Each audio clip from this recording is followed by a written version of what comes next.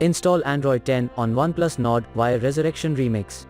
Please check the description for important notes and all the download links. First download ROM and GApps packages, then transfer the downloaded files to the phone storage, link is in the description below. Step 2. Boot your device into TWRP recovery.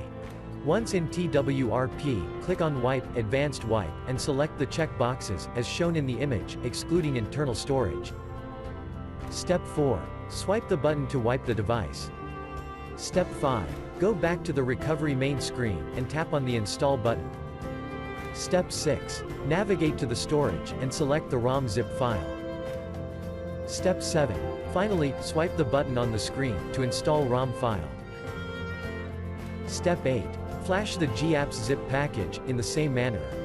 Step 9. After GApps flashing completes, select Wipe Cache and Dalvik from bottom left side of screen, and swipe to wipe. Step 10. When the flashing process is complete, hit Reboot System. That's it, you have successfully installed the ROM on your device.